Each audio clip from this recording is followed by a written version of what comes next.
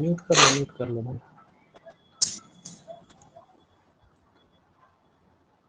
तो मैं सोच रहा हूँ कि अब ऐसा किया जाए, एक ग्रुप बना लिया जाए टेलीग्राम पे, वहीं पे सारे वीडियोस को अपलोड कर दिया करूँगा मैं, है ना। और जो भी चीज़ें होंगी वहीं पे मैं शेयर कर दूँगा। सारे वीडियोस हैं डाउनलोड करके मैं उसी टेलीग्राम चैनल पे अपलोड कर दूँगा, ताकि आप बार बार उसको देख सकते हैं। कहाँ थे हम लोग? ये सुप्रीम कोर्ट हो गया था। एक बार फिर से हाई कोर्ट रिवाइज कर लेते हैं, क्योंकि उस दिन का जो वीडियो है वो रिकॉर्ड नहीं हो पाया है ना। तो हाई कोर्ट को यही कर लेते हैं। और सुप्रीम कोर्ट में कुछ टिट बिट्स याद रखना है कि फर्स्ट, वो सब फर्स्ट वाले में देख लेगी, है ना। सुप्रीम कोर्ट वाले में कुछ जो हमने पढ़ा था वो तो ठीक है, बट और भी बहुत सारी चीज़ें हैं। जैसे पूछ देता है कि कौन से ऐसे चीफ जस्टिस ऑफ इंडिया हैं जो प्रेसिडेंट भी रहे हैं, है ना। तो कौन है वो? फखरुद्दीन अली अहमद। इस टाइप के क्वेश्चंस आपको देख लेना है। फिर सुप्रीम कोर्ट के जो जजेस हैं या फिर चीफ जस्टिस ऑफ इंडिया से रिलेटेड और भी जो क्वेश्चन बनने वाला है वो ये है कि first chief justice of India कौन था, longest serving chief justice of India कौन रहा है इंडिया का, shortest chief justice of India कौन रहा है, first women chief justice of India या फर्स्ट मुस्लिम जज ऑफ सुप्रीम कोर्ट। इस टाइप के क्वेश्चंस आपको देखना है ना। तो वो टिट पिट्स में देख लेंगे। फिलहाल सुप्रीम कोर्ट का जो टॉपिक है वो हो गया हमारा। उस दिन जो हमने हाई कोर्ट पढ़ा था वो रिकॉर्ड नहीं हो पाया था, है ना। हाई कोर्ट और इंटरनेशनल ऑर्गेनाइजेशन जो पढ़ा था वो रिकॉर्ड नहीं हो पाया था, इसलिए उसको फिर से कवर करना पड़ेगा। तो हाई कोर्ट वाला फिर से कवर कर लेते हैं, उसी को देखते हैं।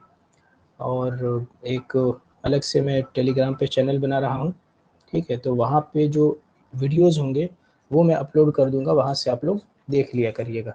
इसमें क्या है कि जब आपके पास नेट रहता है तो ही आप देख सकते हैं, और बहुत मतलब बहुत ज़्यादा नेटवर्क इशू क्रिएट करता है, ठीक है। तो वहाँ पे मैं अपलोड कर दिया करूँगा, वहाँ से आप लोग देख लिया करिएगा।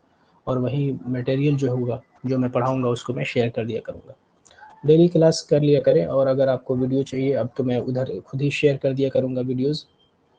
और भी जो पहले के जो वीडियोज़ हैं, रिकॉर्डिंग सेक्शन में आप जाएँ और वहाँ पे सारे वीडियोज़ पड़े हुए हैं, बिल्कुल नीचे से पढ़ना स्टार्ट करो, है ना। बहुत सी चीज़ें हैं जो आपको समझ में नहीं आएगा यहाँ पे, वो इसलिए नहीं समझ में आएगा कि कुछ जो क्लासेस हैं वो हो चुकी हैं, है ना। तो नीचे आप जाएंगे तो वहाँ से देखना शुरू करें, फिर वो आप धीरे धीरे करके कवर कर लेंगे हर चीज़ को। ओके, तो हाई कोर्ट फिर से पढ़ लेते हैं,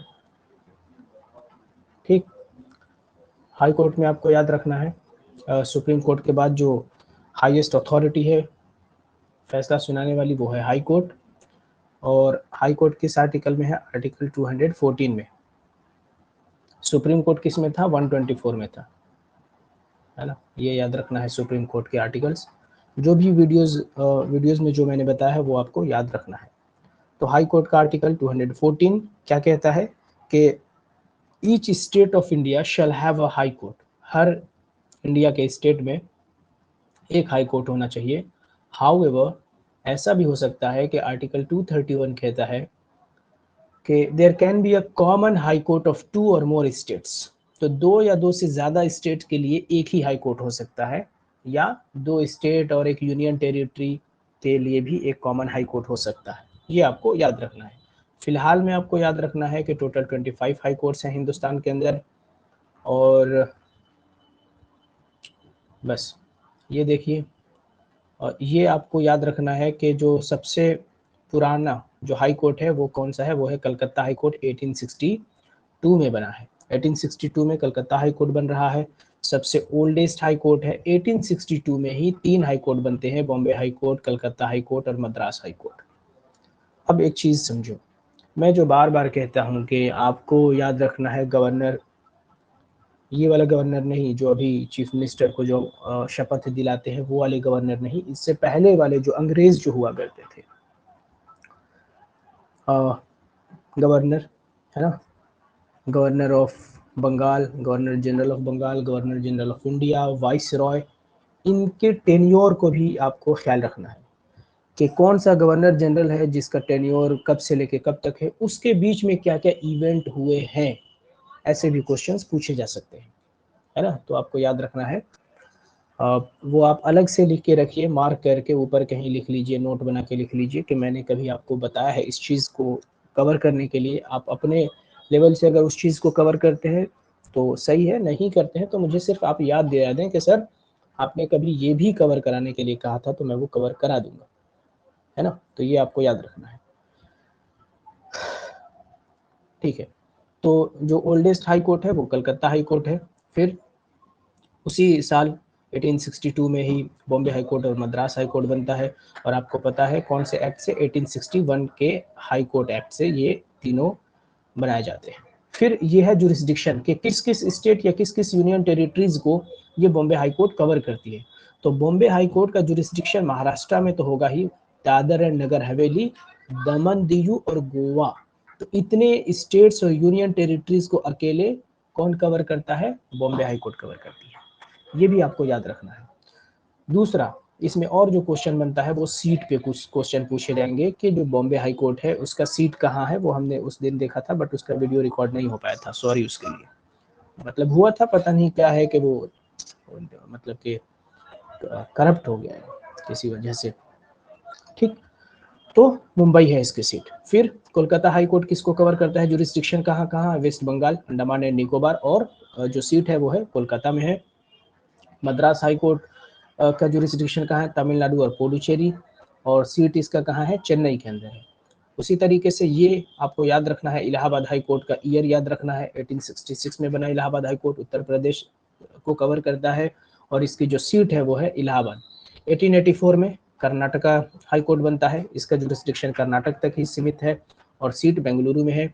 ये भी आपको याद रखना है। डेट, मैं डेट आपको क्यों मतलब ईयर क्यों बता रहा हूँ, क्योंकि ये ऐसे हाई कोर्ट से आप 25 हाई कोर्ट्स के ईयर याद नहीं रख सकते हैं, पॉसिबल नहीं है ना।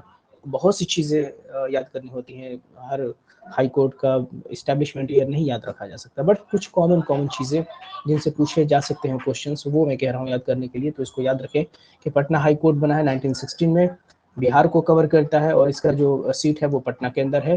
1948 में गुवाहाटी हाई कोर्ट बनता है। आपको याद रखना है कि कौन, एटलीस्ट आप ये याद रखें कि कौन कौन से हाई कोर्ट हैं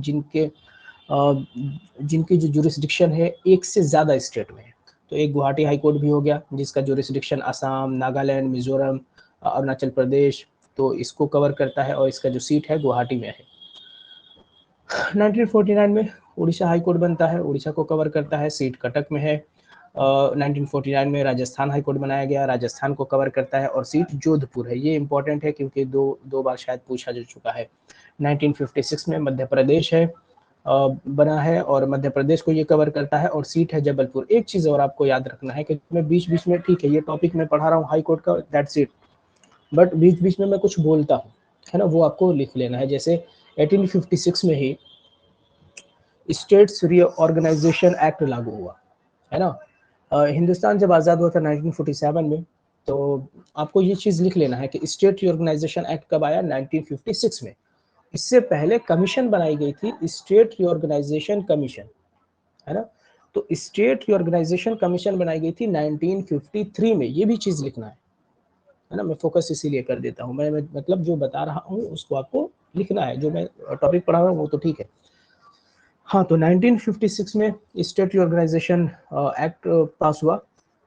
1947 में जब हिंदुस्तान आज़ाद हो गया था तो फिर एक प्रॉब्लम सामने क्रिएट हुआ कि भाई आखिर किस बेस पे हम स्टेट डिसाइड करेंगे कि कितने स्टेट्स होंगे और कौन कौन से एरियाज को स्टेट कहा जाएगा या नहीं कहा जाएगा। उसमें लैंग्वेज बहुत बड़ा एक बैरियर बन रहा था, रुकावट बन रहा था हिंदुस्तान के डेवलपमेंट में। बहुत सारे कमिटीज़ बिठाई गई, उसमें जो 1953 के अंदर फजल अली कमीशन बिठाई गई, है ना। फजल अली HN खुंजरू और KM पनिकर, शायद 3 लोगों की वो कमेटी थी। एक नाम मैं भूल रहा हूँ, फजल अली, खुंजरू, एक कौन है, पनिकर शायद थे, पता नहीं, एक मैं भूल रहा हूँ। तो 3 लोगों की कमेटी बनाई गई थी, वो कमीशन थी 1953 में। उसने कहा था कि language should be the basis, यानी कि लैंग्वेज के बेस पे आप स्टेट बनाइए। तो आज जो हम देखते हैं स्टेट, उस वक्त में जो स्टेट्स बनाए गए थे, मद्रास और यूपी, बिहार, वो सब लैंग्वेज के बेस पे ये सब बनाए गए थे, है ना। तो 1953 में फजल अली कमीशन ने रिकमेंडेशन दिया था कि लैंग्वेज के बेस पे स्टेट बनाने हैं, और 14 स्टेट बनाए गए और 6 यूनियन टेरिटरीज ये बनाए गए जब स्टेट ऑर्गेनाइजेशन एक्ट लागू हुआ 1956 में, तब, है ना। तो 1953 में, और फिर दूसरा सवाल ये होगा कि फर्स्ट लिंग्विस्टिक स्टेट कौन सा बना था। तो फर्स्ट लिंग्विस्टिक यानी कि लैंग्वेज के बेस पे जो फर्स्ट स्टेट बना था, कौन सा बना था अफसार? आंध्र प्रदेश। हाँ, तो आंध्र प्रदेश जो है वो फर्स्ट लिंग्विस्टिक स्टेट बना, है ना, 1953 में। बट अब जब स्टेट रिऑर्गेनाइजेशन एक्ट लागू होगा 1956, वहां से सब कंसिडर किया जाएगा। उस वक्त 14 स्टेट हुआ करते थे, ठीक है, और 6 यूनियन टेरिटरीज हुआ करता था। तो आपको ये याद रखना है। मेरा बताने का मतलब ये है कि आपको वो चीज़ लिख लेना है, और वो कहीं ना कहीं आप से वो जो क्वेश्चन है वो टकरा जाएगा इस टाइप का, है ना। जो मैं बताऊंगा एक्स्ट्रा वो भी आपको लिखना है। ओके, तो मध्य प्रदेश हाईकोर्ट हो गया। फिर अब रुक जाए थोड़ा, 5 मिनट और अजान हो जाने दो।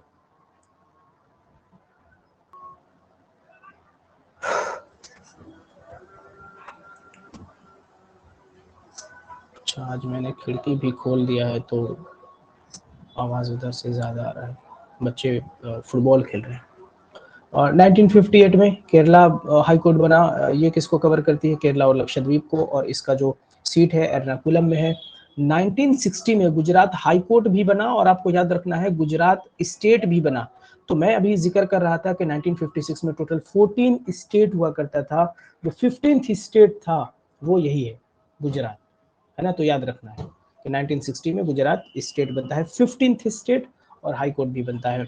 गुजरात को कवर करता है, और इसका जो सीट है अहमदाबाद में है। 1966 में दिल्ली बनता है, दिल्ली हाई कोर्ट, और इसका जो रिस्ट्रिक्शन दिल्ली में है, सीट दिल्ली में है।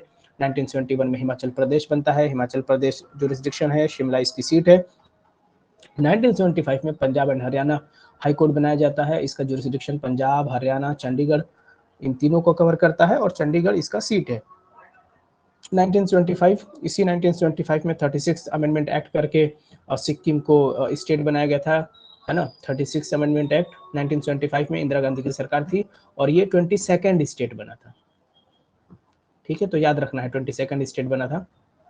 36 कॉन्स्टिट्यूशनल अमेंडमेंट एक्ट 1975 के तहत इसको बनाया गया था। सिक्किम को कवर करता है, और सीट गैंगटोक में है। 2000 में 3 स्टेट बनाए गए, है ना। सन 2000 में 3 स्टेट बनाए गए, छत्तीसगढ़, उत्तराखंड, झारखंड, तो इन्हीं के नाम के हाई कोर्ट बनाए गए।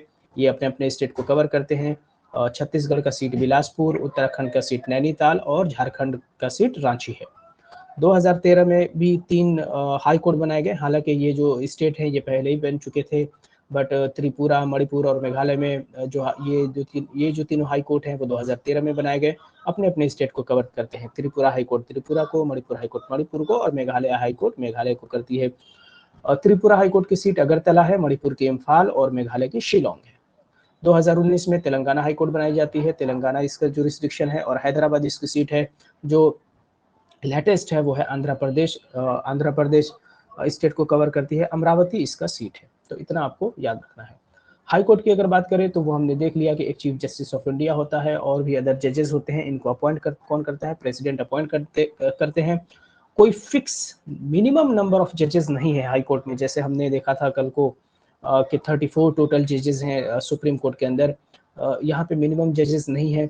और क्वालिफिकेशन की अगर बात करें तो वो इंसान हाई कोर्ट का जज बन सकता है अगर वो सिटीजन ऑफ इंडिया हो। दूसरा क्वालिफिकेशन क्या है कि अगर उसने जुडिशियल ऑफिस को होल्ड किया है कम से कम 10 साल हिंदुस्तान में, या फिर 10 साल तक वो एडवोकेट रहा है, एक या दो से ज़्यादा, मतलब एक या एक से ज़्यादा हाई कोर्ट में, तो वो जज बन सकता है किसी भी हाई कोर्ट का। आपको याद रखना है कि एक से ज़्यादा हाई कोर्ट, मतलब कि एक से ज़्यादा स्टेट या यूनियन टेरिटरीज को कौन कौन सी हाई कोर्ट कवर करती हैं, तो बॉम्बे हाई कोर्ट करती है। बॉम्बे हाई कोर्ट का जुरिस्डिक्शन कहाँ कहाँ है, Maharashtra, Dadar and Nagar Haveli, Daman and Diu और गोवा, है ना। और कोलकाता की अगर बात करें तो कोलकाता वेस्ट बंगाल और अंडमान और निकोबार को कवर करता है। मद्रास की अगर बात करें तो तमिलनाडु और पुडुचेरी को कवर करता है। गुवाहाटी हाई कोर्ट जो है ये सबसे ज़्यादा इसकी जो रिस्ट्रिक्शन है, असम में भी है, नागालैंड, मिजोरम, अरुणाचल प्रदेश। केरला की अगर बात करें तो केरला और लक्षद्वीप को कवर करता है। और Punjab and Haryana high court किसको करता है, पंजाब, हरियाणा और चंडीगढ़ को करता है। जो सबसे कम जो स्ट्रेंथ है किसी भी हाई कोर्ट में, तो वो 3 जजेस की स्ट्रेंथ है सिक्किम के अंदर, यानी कि स्मॉलेस्ट हाई कोर्ट ये हो गया इंडिया में।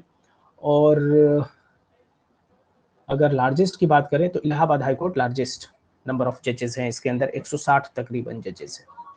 बस और कुछ नहीं याद रखना हाई कोर्ट में, ठीक है। ये उस दिन भी हमने पढ़ा था बट ये कवर नहीं हो सका था, मतलब रिकॉर्डिंग नहीं हुई थी, मतलब हो नहीं पाई थी, मैंने किया था बट पता नहीं क्यों। खैर ओके, उसके बाद इंटरनेशनल ऑर्गेनाइजेशन।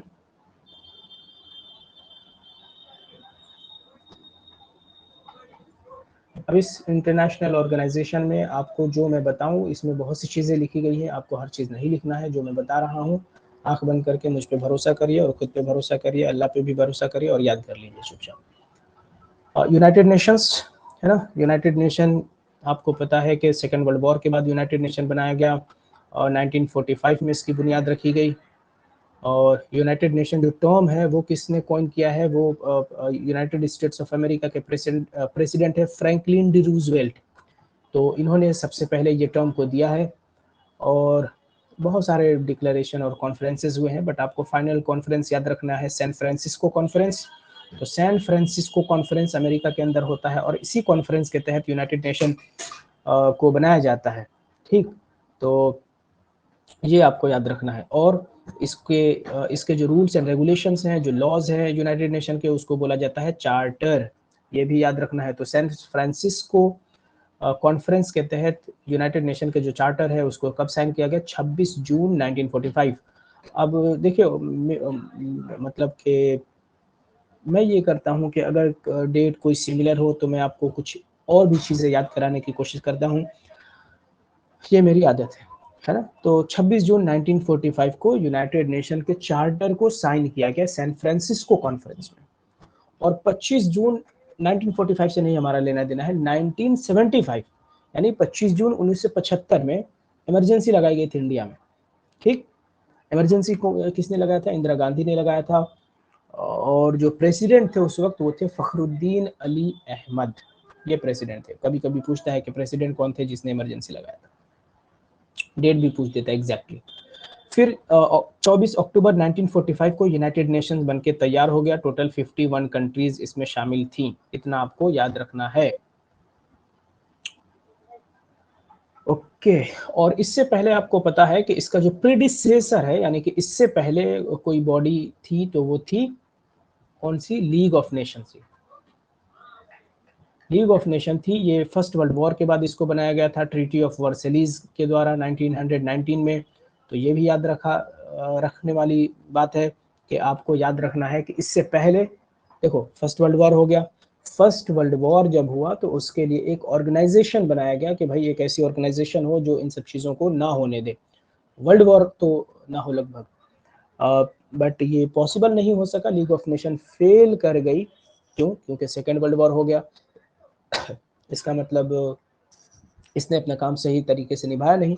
खैर, अब जब सेकेंड वर्ल्ड वॉर हो गया उसके बाद से यूनाइटेड नेशंस को बनाया गया और तब से लेके अब तक एज सच कोई इस तरीके से वर्ल्ड वॉर नहीं हुआ है। ठीक है, वो रशिया यूक्रेन आपस में लड़ रहे हैं, इंडिया पाकिस्तान की कभी लड़ाई हो जाती है, इंडिया चाइना की लड़ाई हो जाती है, और भी कंट्रीज लड़ रही होती हैं, बट वो वर्ल्ड वॉर की तरफ नहीं गया वो लड़ाई, है ना। तो ये याद रखना है। इससे आगे बढ़ते हैं, ऑब्जेक्टिव क्या है, क्या मिशन है यूनाइटेड नेशन का। तो आपको पता है इंटरनेशनल पीस एंड सिक्योरिटी को बरकरार रखना है, और भी बहुत सारी चीज़ें हैं। दूसरा जो इसमें याद रखना है आपको कि हेडक्वार्टर कहाँ है यूएन की, वो है न्यूयॉर्क। और भी नेक्स्ट क्वेश्चन क्या याद आ सकता है कि ऑफिशियल लैंग्वेज पूछता है कि यूएन के अंदर कितने ऑफिशियल लैंग्वेज है, आपको याद रखना है 6। कौन कौन से हैं? Arabic, Chinese, English, French, Spanish और रशियन। ठीक है, तो ये आपको याद रखना है। 6 ऑफिशियल लैंग्वेजेस हैं, वो आपको याद रखना है। टोटल मेंबरशिप की अगर बात करें तो 193 टोटल मेंबर हैं। जो लेटेस्ट है वो सूडान है, साउथ सूडान, वो 2011 में इसने ज्वाइन किया है। अब 1 मिनट रुक जाओ। साउथ सूडान अभी लेटेस्ट में एलिजाबेथ की डेथ हुई है, जो ब्रिटेन की जो महारानी थी, डेथ हुआ है उनका। 2 नाम आप याद रखें, बहुत इम्पोर्टेंट जिनका डेथ हुआ है। एक तो मिखाइल गोर्बाचेव, इसका नाम याद रखें, और एक इनका एलिजाबेथ का नाम याद रखें, है ना।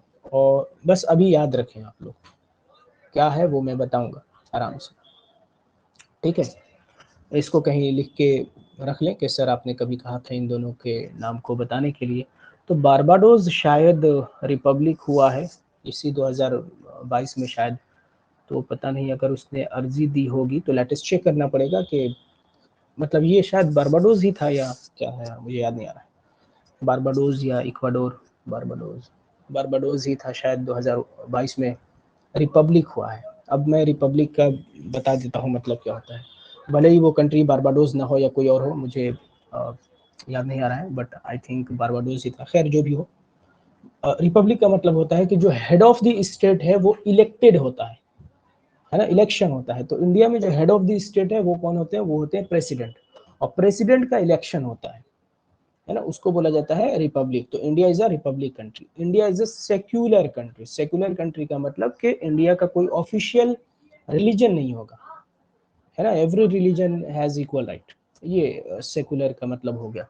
रिपब्लिक का मतलब ये हो गया। India is a democratic country, है ना, जहाँ पे डेमोक्रेसी का मतलब होता है कि जो हम लोग होते हैं अपने रूलर्स को चूज करते हैं, ये डेमोक्रेसी हुआ। बाकी सारी चीज़ें आपके कॉन्सेप्ट आपका क्लियर हो जाएगा जब आप शुरू से जब वीडियोस को देखना आप शुरू कर देंगे तो, ठीक। और रिपब्लिक, हाँ, तो रिपब्लिक का जो उल्टा होता है वो होता है मोनार्की। एक तरीके से मोनार्की का मतलब क्या होता है? जो हेड ऑफ द स्टेट होता है वो हेरिडेटरी होता है। हेरिडेटरी का मतलब कि राजा और महाराजा का कॉन्सेप्ट वहां पे चलता है, यानी कि एक बार जो राजा बन गया उसके घर के ही लोग, राजा रानी जो भी बनना होगा वही बनेंगे। बट यहाँ पे ऐसा नहीं है, रिपब्लिक में ऐसा नहीं है, चुनाव होता है, इलेक्शन होता है, ठीक है। तो याद रखना है रिपब्लिक और मोनार्की में डिफरेंस क्या है। ओके, उसको क्रॉस चेक मैं कर लूंगा कि कौन सी कंट्री रिपब्लिक हुई है हाल फिलहाल में। ओके, तो 193 मेंबर हैं। जो सेक्रेटरी जनरल है ये सेकंड टर्म है इनका, दूसरी मर्तबा ये बने हैं एंटोनियो गुटेरेस। और ये एंटोनियो गुटेरेस कौन है? प्राइम मिनिस्टर थे पुर्तगाल के। आपको याद रखना है कि यूनाइटेड नेशन के आप सेक्रेटरी जनरल सिर्फ 10 साल तक बन सकते हैं, उसके बाद नहीं, ठीक है। इसका मतलब ये है अगर आप 5 साल एक बार में बना जाता है। 5 साल अगर आप, यानी कि टेन्योर जो है सेक्रेटरी जनरल का वो 5 साल का है, जैसे इंडिया में होता है सबका लगभग। बस एमएलसी और जो राज्यसभा के जो मेंबर होते हैं उनका 6 साल का होता है। तो जो सेक्रेटरी जनरल है उनका जो टेन्योर है 5 साल, यानी कि ज़्यादा से ज़्यादा वो 2 बार ही प्रेसिडेंट सेक्रेटरी जनरल बन सकते हैं, उसके बाद नहीं। बट एक सेक्रेटरी जनरल है जिनका नाम है यू थांट, है ना, यू डॉट थांट, THANT, थांट। वो 3 बार बन चुके हैं। क्यों बन चुके हैं? क्योंकि उनका जो पहला जो कार्यकाल था वो कंप्लीट नहीं हुआ था, 5 साल का नहीं हुआ था, किसी वजह से उनको बीच में ही छोड़ना पड़ा। फिर उन्हें तो इस तरीके से करके वो 3 बार बने हैं। बट वैसे अगर देखा जाए तो आपका जो टेन्योर है आप सिर्फ 10 साल तक आप बन सकते हैं, ये आपको याद रखना है। ओके, और क्या है, ठीक है, फिर आ जाओ, ये सब हटाओ। अभी जो यूनाइटेड नेशन के जनरल असेंबली है उसका 77th सेशन चलेगा सितंबर 2022 से, मतलब चल रहा है। और उसके जो प्रेसिडेंट है वो है कसाबा कोरोसोई, हंगरी के। रुक जाइए जरा, अजान हो जाने दीजिए।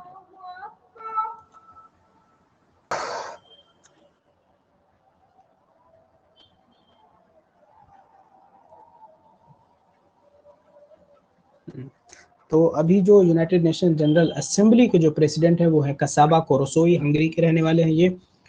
और आपको याद रखना है कि 1948 में universal declaration of human rights ये बनाया गया था, UDHR। इसके अंदर 30 आर्टिकल्स हैं। फिर आपको याद रखना है कि ईयर 2000 में मिलेनियम डेवलपमेंट गोल्स को अडॉप्ट किया गया था, और इस मिलेनियम डेवलपमेंट गोल के अंदर 8 गोल हैं टोटल, आपको याद रखना है 8 गोल हैं, और 2015 तक इस गोल को अचीव करना था, पूरा करना था। ठीक है, तो याद रखना है कि 8 गोल्स हैं जिसको पूरा करना था 2015 तक। अब 2015 चला गया, अब है मिलेनियम डेवलपमेंट, बट ये याद रखना है कि मिलेनियम डेवलपमेंट गोल का जो कॉन्सेप्ट है वो 2000 में आया, 2015 तक इसको पूरा करना था। अब जो है वो सस्टेनेबल डेवलपमेंट गोल है, और सस्टेनेबल डेवलपमेंट गोल 2015 से है, यानी कि 2016 से लेके 2030 तक इसको पूरा करना है। 17 इसके अंदर गोल है, याद रखना है आपको। ठीक है, ये तो MDG वाला है। ठीक है, तो ये जो 8 जो गोल है वो मिलेनियम डेवलपमेंट गोल का वो ये है, इसको छोड़िए। अब रखिए याद सस्टेनेबल डेवलपमेंट गोल को। तो सस्टेनेबल डेवलपमेंट गोल के अंदर टोटल 17 गोल है, और ये इसको सेट किया गया था 2015 में ही। 2015 से लेकर 2030 तक इस गोल को पूरा करना है। आपको याद रखना है कि 2030 तक इस SDG को, यानी कि सस्टेनेबल डेवलपमेंट गोल को कंप्लीट करना है। 17 गोल है, इसमें से पहला जो गोल है नो पॉवर्टी है, दूसरा जीरो हंगर है, तीसरा है गुड हेल्थ एंड वेलबींग, और चौथा है क्वालिटी एजुकेशन, पांचवा है जेंडर इक्वालिटी। इतना कम से कम याद रखिए, और बाकी बहुत सारे गोल हैं। गोल छोड़ दीजिए, नहीं तो आपका दिमाग गोल हो जाएगा, छोड़िए इसको, बस इतना ही याद रखना है। 17 गोल होते हैं, 5 याद रखिए कौन कौन से गोल हैं। 2030 तक कंप्लीट करना है, 2015 में इसकी शुरुआत हुई थी, नाम है SDG सस्टेनेबल डेवलपमेंट गोल। उसके बाद हाँ, तो जो यूनाइटेड नेशन जनरल असेंबली है वो पहला प्रिंसिपल ऑर्गन है, यानी कि बहुत इंपॉर्टेंट, बहुत मेन ऑर्गन है किसका, यूनाइटेड नेशंस के। कौन? यूनाइटेड नेशन जनरल असेंबली उसको कहते हैं, UNGA शॉर्ट फॉर्म में। जो दूसरा प्रिंसिपल ऑर्गन है वो है United nation security council, UNSC। इसके अंदर टोटल 15 मेंबर्स होते हैं। 15 में से 5 जो मेंबर होते हैं वो परमानेंट होते हैं, US, UK, चाइना, रशिया और फ्रांस, और 10 जो होते हैं वो नॉन परमानेंट मेंबर होंगे। 2 साल के लिए इनको इलेक्ट किया जाता है। इंडिया टोटल 8 बार नॉन परमानेंट मेंबर बन चुका है, अभी इंडिया नहीं है। 2021 से लेकर 2023 तक था, 1 जनवरी को खत्म हो गया टेन्योर। और हाँ, एक चीज आपको याद रखना है कि ऑल मेंबर है 1 वोट। ओके, जो परमानेंट मेंबर है उनके पास वीटो पावर है। वीटो पावर का मतलब क्या होता है, जनरली हम ये देखते हैं कि मेजॉरिटी के ऊपर कोई भी चीज़ डिसाइड किया जाता है, कि 3 लोग कहेंगे कि उस रेस्टोरेंट में चलना है खाने, 2 कह रहे हैं कि नहीं इसमें चलना है, तो ये डिसाइड होता है कि चलो मेजॉरिटी जिधर के कह रही है उधर चलना है। ठीक है, बट वीटो पावर का मतलब ये होता है कि 5 मेंबर है ना परमानेंट, उन 5 में से 4 भी अगर एक तरफ है ना, कह रहे हैं कि नहीं भाई चलिए ये काम होना चाहिए, और एक कह रहा है कि नहीं होना चाहिए, तो वो उस एक के वजह से वो काम नहीं होगा। ये होता है वीटो का मतलब, समझ गए? तो वीटो पावर है इनके पास, इन 5 के पास। फिर और क्या याद रखना है, ये जो नॉन परमानेंट मेंबर है वो आप देख लें, नॉन परमानेंट जो मेंबर है वो कौन कौन से हैं। तो इंडिया अब नहीं है, 2000 ख़त्म हो गया, इंडिया अभी नहीं है। ब्राज़ील है, इम्पॉर्टेंट नाम मैं बता रहा हूँ, जापान है, स्विट्ज़रलैंड है, और UAE है। ये इम्पॉर्टेंट नाम जो आपको याद रखना है, एटलीस्ट नॉन परमानेंट में होते 10 हैं, बट आपको ये याद रखना है, Japan, Switzerland, United Arab Emirates यानी कि UAE, और ब्राज़ील।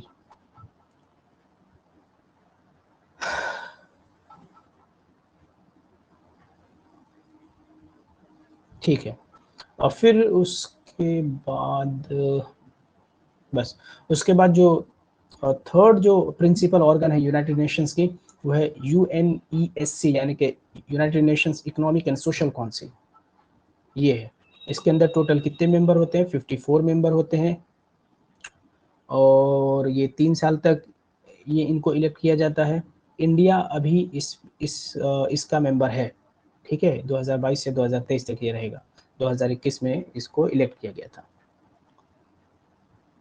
ओके, फिर आता है सेक्रेटेरिएट, जो फोर्थ इसका प्रिंसिपल ऑर्गन है, और day to day work UN का यही देखता है, यानी कि जिसके हेड होते हैं सेक्रेटरी जनरल, और सेक्रेटरी जनरल वही है एंटोनियो गुटेरेस, है ना। इनका जो टेन्योर होता है वो 5 साल का होता है, याद रखना है, और मैक्सिमम ये 10 साल तक बन सकते हैं, ये भी याद रखना है। फिर होता है ICJ, international court of justice. ये मैंने बताया था उस दिन भी कि कितना इम्पोर्टेंट है ये। आपको सिंपल सा याद रखना है कि पीस पैलेस हेग नीदरलैंड में इसकी हेडक्वार्टर है। तो आपको याद रखना है वो जगह का नाम पीस पैलेस, हेग शहर है, और नीदरलैंड कंट्री है ना। यहाँ पे है इंटरनेशनल कोर्ट ऑफ जस्टिस। और इसके अंदर टोटल 15 जजेस होते हैं। 15 जजेस की जो टेन्योर होती है वो 9 साल की होती है। और आपको याद रखना है कि इंडिया की तरफ से इसमें कौन से जज हैं, वो हैं दलवीर भंडारी साहब। तो दलवीर भंडारी हैं इंडिया की तरफ से जज, किसमें, आईसीजे में अभी भी प्रेजेंट है वो। और आपको याद रखना है कि यूएन मतलब इंडिया की तरफ से जो यूएन एम्बेसडर थी, फर्स्ट जो फीमेल एम्बेसडर थी वो थी विजय लक्ष्मी पंडित। इंडिया की तरफ से यूएन की जो एम्बेसडर थी फर्स्ट, वो थी विजय लक्ष्मी पंडित, है ना। तो मैं क्यों बता रहा हूँ, आपको लिखना है ये चीज। और अभी कौन है इंडिया की तरफ से यूएन का परमानेंट रिप्रेजेंटेटिव, वो है, क्या नाम है उनका, रुचिरा शायद नाम है, रुचिरा कंबोज, है ना, रुचिरा, हाँ, RUCHIRA कंबोज, ये है इंडिया की तरफ से यूएन की परमानेंट रिप्रेजेंटेटिव। तो ये भी आपको याद रखना है। फिर आ जाइए trusteeship council, last principal organ, यानी कि टोटल 6 प्रिंसिपल ऑर्गन है। 1945 में भी बना, और अब जो है ये क्या हो गया है, इनएक्टिव हो गया है 1994 से, यहाँ से सस्पेंड हो गया है ये 1 नवंबर 1994 से, यानी कि अब इसका काम नहीं है। ये देखिए, ये है UN permanent representative Ruchira Kamboj, ठीक है। तो ये हमने देख लिया, ये यूएन के बारे में था। और यूएन क्या क्या हो गया एक ही साथ, यूएन और हाई कोर्ट, ओके। यूएन के साथ ही और भी जो एक चीज याद रखो, 6 प्रिंसिपल ऑर्गन है यूनाइटेड नेशंस के। United nation general assembly, United nation security council, United nation economic and social council, UNSEC, कुछ होगा जो भी होगा यार। कितना हो गया, 3, आईसीजे 4, और कौन है, सेक्रेटेरिएट 5, और ट्रस्टीशिप 6। तो 6 प्रिंसिपल ऑर्गन है इसके यूनाइटेड नेशंस के। जो 6 प्रिंसिपल ऑर्गन है उसमें से 5 जो प्रिंसिपल ऑर्गन है उसका जो हेडक्वार्टर है वो न्यूयॉर्क में है, अमेरिका में है। एक ICJ, international court of justice, इसका जो हेडक्वार्टर है वो है हेग नीदरलैंड, वहां पे पीस पैलेस पे है, ये आपको याद रखना है। अब आ जाओ इधर में, वर्ल्ड बैंक में। वर्ल्ड बैंक ग्रुप तो आपके लिए बहुत भारी पड़ जाएगा, ग्रुप छोड़ दीजिए, वर्ल्ड बैंक पे आ जाओ। ये वर्ल्ड बैंक है, IBRD और IDAE, इन दोनों को मिला के वर्ल्ड बैंक कहा जाता है। अब चलो IBRD का नाम आ ही गया तो बता ही देता हूँ। IBRD का फुल फॉर्म होता है international bank for reconstruction and development, और IDA का मतलब होता है इंटरनेशनल डेवलपमेंट एसोसिएशन। तो इन दोनों को मिला के बेसिकली वर्ल्ड बैंक बोलते हैं। छोड़ो गोली मारो, आपको याद रखना है वर्ल्ड बैंक कोई चीज होता है, बस। क्या करता है ये, provide loans to countries for capital programmes, ये लोन प्रोवाइड करते हैं कंट्रीज को, तो ये याद रखना है। और दूसरा जो सबसे इंपॉर्टेंट चीज है इसमें कि IMF और वर्ल्ड बैंक ये कैसे बना है, ब्रिटेन वुड्स कॉन्फ्रेंस के तहत। जैसे यूनाइटेड नेशन बना है सैन फ्रांसिस्को कॉन्फ्रेंस के तहत, तो ये IMF, ये है इधर नीचे IMF है, और वर्ल्ड बैंक, इन दोनों को कैसे बनाया गया, ब्रिटेन वुड्स कॉन्फ्रेंस के तहत, आपको याद रखना है। तो वर्ल्ड बैंक में इतना याद रखना है। अभी जो वर्ल्ड बैंक के जो डायरेक्टर जनरल हैं या फिर जो भी हेड हैं उसका नाम आपको याद रखना है कि वर्ल्ड बैंक के कौन हेड है, ठीक। वो गूगल कर लिएगा और देख लिएगा। और इसमें से कुछ नहीं है, क्या याद करेंगे, ये आप लोगों के लिए नहीं है।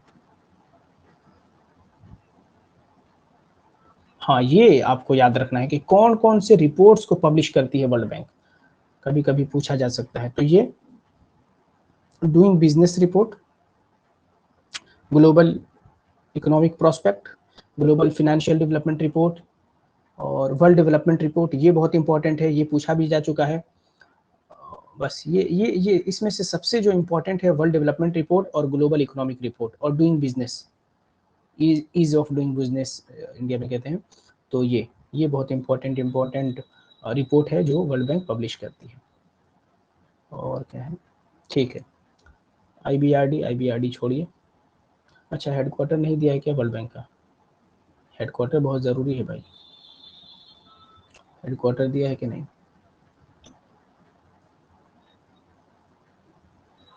हेडक्वार्टर नहीं दिया है इसका, तो आपको याद रखना है वो आप एक काम करें कि वो निकाल लें, क्या कहते हैं,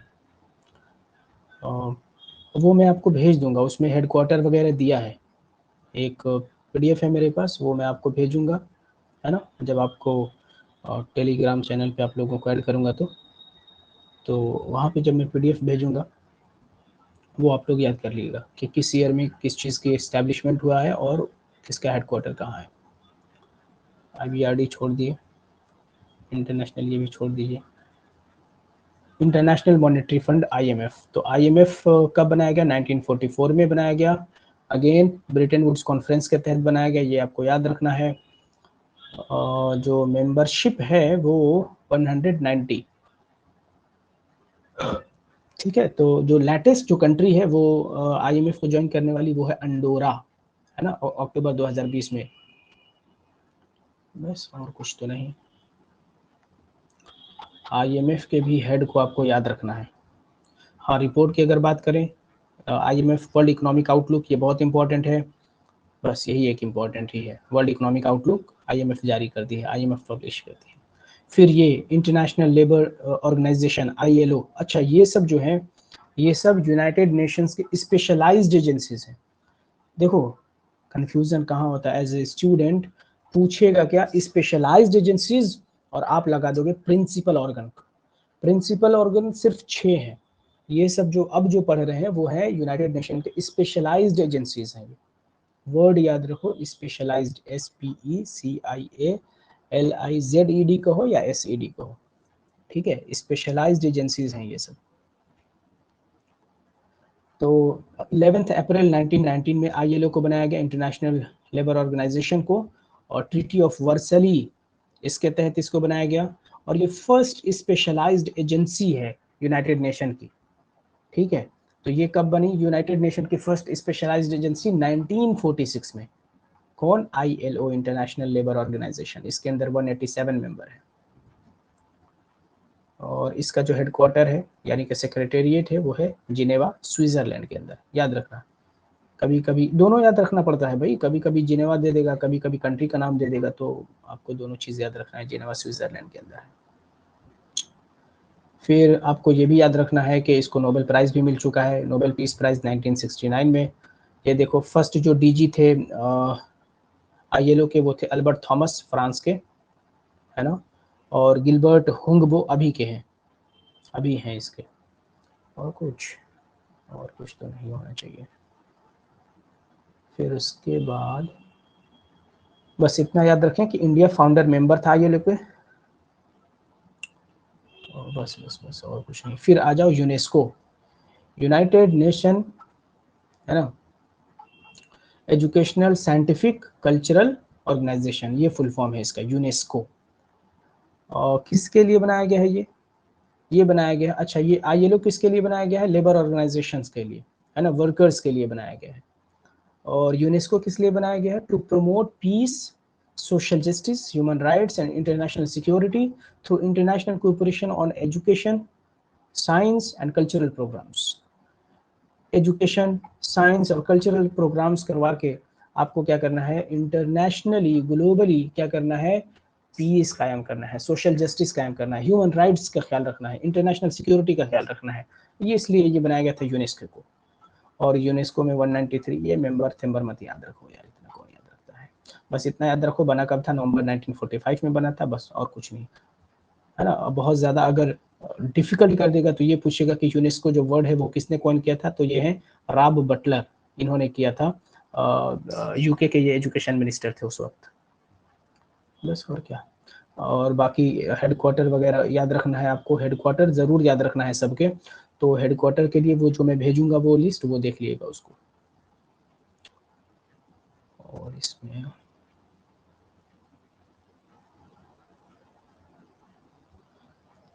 बस बस बस बस यूनेस्को सिटी, और इसी यूनेस्को के तहत UNESCO world heritage site declare होती है ना। तो ये भी आपको देखना है। ये देखिए, इंडिया ने 1977 में UNESCO world heritage site convention को एक्सेप्ट किया। ये देखो, ये इतना सब लिखा हुआ है, कुछ समझ में आ नहीं रहा है। मैं यूनेस्को की जो वर्ल्ड हेरिटेज साइट है इंडिया की, उसकी मैं लिस्ट आपको पीडीएफ में भेज दूंगा, वो देख लीजिएगा। हाँ, बस इतना याद रखिए कि यूनेस्को की, अच्छा ये दिया तो है यहीं पे, एक मिनट। जो फर्स्ट जो यूनेस्को वर्ल्ड हेरिटेज साइट है वो ताजमहल है 1983 में, और जो लेटेस्ट है वो है ककाटिया रुद्रेश्वरा रामप्पा टेम्पल तेलंगाना के अंदर, ये आपको याद रखना है। और इंडिया के अंदर जो यूनेस्को वर्ल्ड हेरिटेज साइट है वो टोटल 40 है, 40 है, याद रखना है, यही बस, और कुछ नहीं। एक बार थोड़ा सा आप लिस्ट पे नज़र डालिएगा कि कौन कौन से यूनेस्को के हेरिटेज साइट हैं, ताकि आपके ध्यान में रहे। कभी कभी पूछ देता है कि इनमें से कौन सा नहीं है। चलिए, यूनेस्को, फिर धोलावीरा भी है ना। धोलावीरा कहाँ है? गुजरात के अंदर है। तो ये भी यूनेस्को वर्ल्ड हेरिटेज साइट बना है, ये आपको याद रखना है। ओके, अच्छा, नहीं अभी नहीं बता रहा हूँ। फिर WHO आ जाइए। ये 7 अप्रैल 1948 को बना, इसीलिए 7 अप्रैल को हम क्या सेलिब्रेट करते हैं? वर्ल्ड हेल्थ डे सेलिब्रेट करते हैं। ये इंपॉर्टेंट डेज वाला जो टॉपिक है मैंने कवर करा दिया है, वो देख लीजिएगा। तो WHO 7 अप्रैल 1948 को बना है, और हेडक्वार्टर इसका है वही जिनेवा स्विट्जरलैंड के अंदर। वर्ल्ड हेल्थ डे मैंने बता दिया कि वर्ल्ड हेल्थ डे सेलिब्रेट करते हैं 7 अप्रैल को। और बस, और इसमें क्या करेंगे, बस हो गया। WHO बहुत ज़्यादा याद रखेंगे तो WHO के जो हेड हैं उनको, उनका नाम याद रखना है। तो वो याद रखिएगा, WHO के जो हेड हैं कौन है,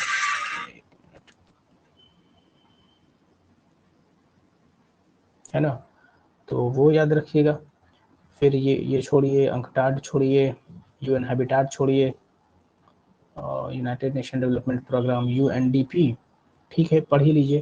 यूनाइटेड नेशंस डेवलपमेंट प्रोग्राम बना था 1965 में, और बस, और कुछ नहीं इसमें याद रखना है, ज़्यादा नहीं पढ़ते हैं क्योंकि ऐसे पूछा ही नहीं जाएगा, तो सबको पढ़ के करेंगे क्या हम। ये छोड़िए, बस इतना याद रखिए।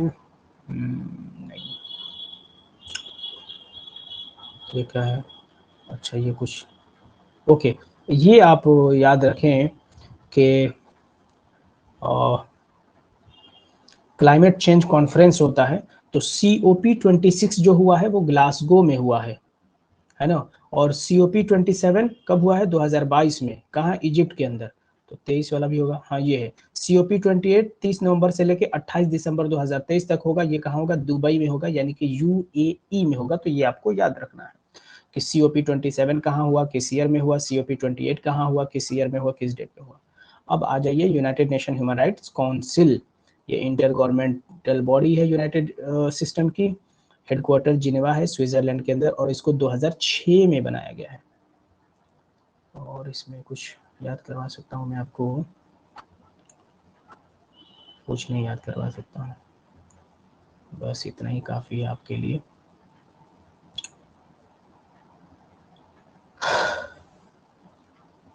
फिर उसके बाद ये कौन है? वर्ल्ड फूड प्रोग्राम, ये आपको याद रखना है। वर्ल्ड फूड प्रोग्राम है, ये 1961 में बना है, इतना आपको याद रखना है। इसका हेडक्वार्टर रोम में है, ये भी याद रखना है। और जो सबसे इम्पोर्टेंट चीज़ है वो ये है कि 2020 में इस बॉडी को नोबेल पीस प्राइज़ मिला था। अब नोबेल पीस प्राइज़ से याद आ रहा है कि आपको नोबेल प्राइज़ रट लेना है, मतलब रटो छोड़ो, मैं करवाऊंगा, है ना, करंट अफेयर वाले पोर्शन में। यूनिसेफ पर आ जाइए। यूनिसेफ का पहले फुल फॉर्म समझने की कोशिश करें। United Nations international children's emergency fund, short form में यूनिसेफ कहते हैं। 11 दिसंबर 1946 को बनाया गया, ठीक। हेडक्वार्टर है न्यूयॉर्क के अंदर। और ये कौन है? Okay, UNHCR, United nation high commissioner for refugees. ये आपको नहीं पूछेगा, मुझे नहीं लगता कि आपको पूछेगा ये। यूनाइटेड नेशन, ये भी हटा दीजिए। ये कौन है? ओके, ये आपको बहुत इंपॉर्टेंट याद रखना है। G7 क्या है? ग्रुप ऑफ 7 है, यानी कि 25 मार्च 1973 में ये बना था। ग्रुप ऑफ 7 7 कंट्रीज की एक क्या है, ये ग्रुप है ये। और वो जो देखो क्या किस तरीके के क्वेश्चंस पूछता है कि G7 के इनमें से कौन सा कंट्री मेंबर है या नहीं है, इस तरीके से क्वेश्चन पूछेगा। तो आपको याद रखना है कि G7 के कंट्रीज के जो मेंबर हैं, कनाडा है, फ्रांस, जर्मनी, इटली, जापान और यूनाइटेड किंगडम और यूएसए। कितना हो गया? 1 2 4 5 6 7 7 हो गया। इसके अलावा EU भी है, यूरोपियन यूनियन भी है, जो कि नॉन इन्यूमरेटेड मेंबर है वैसे, मतलब G7 ही है ना। पहले रशिया भी हुआ करता था, तो रशिया हट गया, ठीक है। ये जो G7 है, इसको बनाया गया था 1975 में। ये सब क्वेश्चन पढ़ लो, रट लो, मर जाओ पढ़ के एकदम, इस तरीके से कि कोई नींद में भी कोई उठाए कि भाई G7 में कितने मेंबर है तो बता देना है, कब बना है ये सब बता देना है। पहले इनिशियली G8 हुआ करता था, बट रशिया ने क्या कर दिया, रशिया ने इस ग्रुप को लेफ्ट कर दिया, फिर ज्वाइन हुआ, फिर लेफ्ट कर दिया, इस तरीके से। मतलब 2014 में रशिया को तो सस्पेंड ही कर दिया गया, लेफ्ट क्या करेगा, ठीक है। तो G7 में आपको याद रखना है कौन कौन सी कंट्रीज हैं। ये चीज हमेशा याद रखो कि G7 का मेंबर इंडिया नहीं है, एटलीस्ट ये तो याद होना चाहिए। चलो हाँ, तो G7 की जो मीटिंग है आप याद रखो यहाँ से 48th जो मीटिंग थी 2022 में जर्मनी में हुआ है, 49th जो मीटिंग है 2023 में जापान के अंदर होगा, और 50th 50वां जो मीटिंग है 2024 में इटली के अंदर होगा। ये सभी याद रखना है, एटलीस्ट 3 मीटिंग याद रखो। क्या है भाई, तो मुझे दिख ही नहीं रहा है। G20 है ये G20 है। तो G20 जो 2022 की जो मीटिंग है वो बाली के अंदर हुआ था। बाली मतलब इंडोनेशिया कंट्री में, इंडोनेशिया में जगह है। और G20 का जो मोटो है 2023 का, 2023 इंडिया में हो रहा है, बड़ा धुंधला दिख रहा है, सॉरी फॉर दैट। तो इंडिया जो है G2023 यानी कि G20 का 2023 के लिए इंडिया में होगा G20 की मीटिंग। और जो थीम है वो आपको याद रखना है, जो मोटो है 2023 के लिए, one earth one family one future, जिसको कहते हैं वसुधैव कुटुंबकम, the world is one family. ये इसका थीम है 2023 का, इंडिया में हो रहा है। तो याद रखो ये 100% पूछेगा। और ये पूछेगा कि भैया कौन कौन सी कंट्रीज हैं जो G20 के मेंबर हैं या G20 के मेंबर नहीं है, तो उन कंट्रीज का आपको नाम याद रखना है। G20 में कौन कौन सी कंट्रीज हैं, 20 कंट्री है टोटल। और दूसरा चीज ये भी आपको याद रखना है, G20 में 20 कंट्रीज हैं, मैं आपको दे दूंगा। 2023 में जो चेयरमैन है वो इंडिया, ठीक है, इंडिया तो है ही। 9 से 10 सितंबर को होगा 2023 में, न्यू दिल्ली में हो रहा है, ये भी याद रखो। 2024 में कहाँ होगा? ब्राजील में होगा।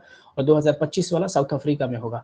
दूसरा जो चीज याद रखना है कि इसका कोई हेडक्वार्टर या सेक्रेटेरिएट नहीं होता है, जैसे बाकी सब ऑर्गेनाइजेशन का हेडक्वार्टर होता है, इसका हेडक्वार्टर वगैरह नहीं होता है, यानी कि एक जगह नहीं है, ये याद रखना है G20 में। एक चीज और भी याद रखना है, लो मैं G20 का मैं लिस्ट ही निकाल दूं कि कौन कौन सी कंट्रीज हैं G20 में। इधर उधर क्यों परेशान,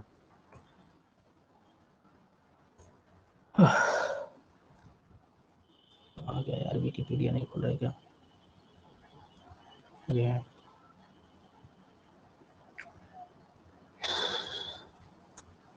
देखो, अरे आजा भाई, ये है, ये कंट्रीज हैं, Australia, Canada, Saudi Arabia, United states, India भी है, India, Russia, south Africa, Turkey, Argentina, Brazil, Mexico, France, Germany, Italy, United kingdom, China, Indonesia, Japan, south Korea. Repeat भी हो रहा है क्या? नहीं, ये देखो, ये है G20 के मेंबर्स, है ना। अर्जेंटीना है, Australia, Brazil, Canada, China, France, Germany, India, Indonesia, Italy, Japan, Mexico, south Korea, Russia, Saudi Arabia, south Africa, Turkey, United kingdom, United states of America, और एक ये EU है, यूरोपियन यूनियन है। इसका मतलब ये है, आपको याद रखना है कि G20 में टोटल 19 कंट्रीज हैं, 20वां कोई कंट्री नहीं है, वो एक ऑलरेडी एक ऑर्गेनाइजेशन है, वो है ना, वो कंट्रीज विद इन कंट्रीज है। उसके अंदर ऑलरेडी EU के अंदर 27 मेंबर्स है, 27 कंट्रीज उसके अंदर शामिल है EU में। है ना। तो 19 कंट्रीज हैं और एक EU है। अब देखो मैं इसमें क्या कह रहा था, इसी तरीके से आपको याद रखना है कि जैसे लीडर है अर्जेंटीना का लीडर अल्बर्टो फेर्नांडेज, तो इस तरीके से आपको क्या करना है कि प्राइम मिनिस्टर या प्रेसिडेंट को याद रख लेना है बहुत सारे कंट्रीज के। ठीक है, तो G20 हो गया। अब G20 में देखो मैं बताऊं आपको, सिंपल सा यार छोड़ो, G20 में बहुत सारी कंट्रीज हैं, जो इंपॉर्टेंट कंट्रीज हैं उनको याद कर लो, इंडिया को याद करो कि इंडिया भी मेंबर है, बस इतना कौन याद रखेगा 20 कंट्रीज के कौन कौन से हैं कौन कौन सा नहीं। अगर याद होता है तो ठीक है, नहीं याद होता है तो वो भी ठीक है। ब्रिक्स में आ जाओ, है ना, ये ब्रिक्स है, और BRICS BRICS BRICS BRICS BRICS मतलब क्या होता है, ईट होता है ना। तो सबसे पहले आपको याद रखना है कि सबसे पहले ये स्पेलिंग ऐसे था, ब्रिक था, एस नहीं था। तो जब एस नहीं था तो कौन कौन सी कंट्रीज थी, ब्राजील, रशिया, इंडिया, चाइना। और ये एक बार पता नहीं किस में पूछा है कि ये ब्रिक्स जो है ये किस टाइप की कंट्रीज हैं, ये है इमर्जिंग इकोनॉमीज है, यानी कि वो कंट्रीज जिनकी इकोनॉमी स्ट्रांग हो रही है, तो ऐसे कंट्रीज का ये एक ग्रुप है। ठीक, तो आपको याद रखना है कि ये जो ब्रिक्स हैं, ब्रिक्स में कौन कौन सी कंट्रीज हैं, बी से ब्राजील, आर से रशिया, आई से इंडिया, सी से चाइना और एस से साउथ अफ्रीका। ठीक, तो ये आपको याद रखना है। ब्रिक्स हो गया, ब्रिक्स हो गया, और ब्रिक्स के बारे में बस ब्रिक्स में याद रखना है कि जो 2022 का जो ब्रिक्स का जो मीटिंग होने वाला था वो चाइना में, और अगस्त 2023 में ये साउथ अफ्रीका में होगा, डरबन के अंदर। और इससे पहले है ना ये 14th यानी कि 2021 में जो हुआ था 13th ब्रिक्स समिट हुआ था, वो न्यू दिल्ली के अंदर हुआ था, इंडिया में हुआ था। एक चीज और भी है, साउथ अफ्रीका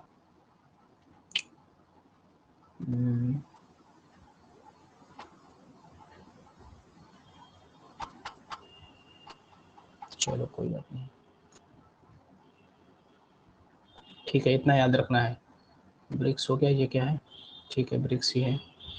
ये कौन है, अब ये देख लो, यूरोपियन यूनियन, ये क्या है, ये रीजनल ऑर्गेनाइजेशन है ना। और वो सब जो हमने पढ़ा अभी तक, स्पेशलाइज्ड एजेंसीज, यूएन छोड़ दो, यूएन अलग है, WTO, IMF, ये सब यूएन की स्पेशलाइज्ड एजेंसीज थी, है ना।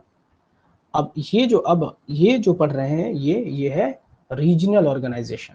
रीजनल ऑर्गेनाइजेशन में सिर्फ दो को पढ़ना है, शंघाई कोऑपरेशन और यूरोपियन यूनियन को। तो यूरोपियन यूनियन एक इसका सबसे पहले याद रखना कि हेडक्वार्टर कहाँ है, ब्रुसेल के अंदर। ब्रुसेल कैपिटल है किसका, बेल्जियम का, यानी कि बेल्जियम में हेडक्वार्टर है ब्रुसेल के अंदर।